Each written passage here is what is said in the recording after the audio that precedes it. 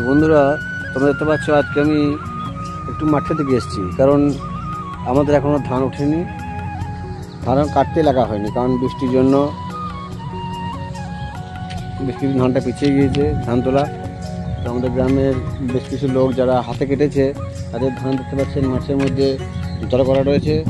তো গ্রামে আজকের থেকে মেশিন এসছে, তো দেখি সেই মেশিনে ধানটা কত কাটতে পারছে, কারণ পুরো মাঠটাই বাকি।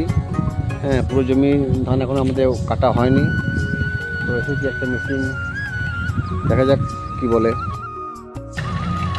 দেখতে পাচ্ছেন দূরে একটা মেশিন চলছে, তো আমি সেখানে যাচ্ছি, দেখি কবে ধানটা কাটা হয় আমাদের। আবার তো যা মেঘ করছে আকাশ, বৃষ্টি এলেই যেন ধান এক ঘর ঢুকবে না।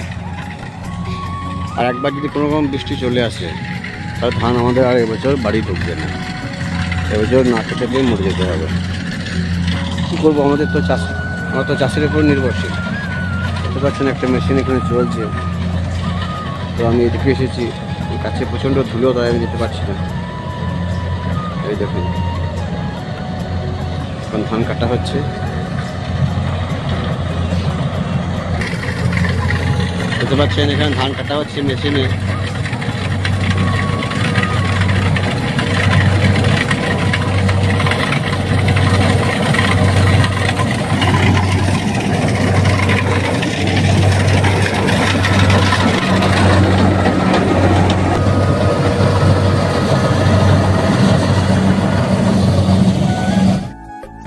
আমাদের এখানে এখনো প্রচুর জমি ধান কাটতে বাকি রয়েছে। দেখতে পাচ্ছেন দূরে সবগুলো রয়েছে জমিগুলো, এদিকেও আছে এদিকেও আছে। অবস্থা, গত পরশু থেকে তো আবার বৃষ্টি হবে বলছে, তাহলে তো এবছর আর ধান আমাদের বাড়ি আসবে না।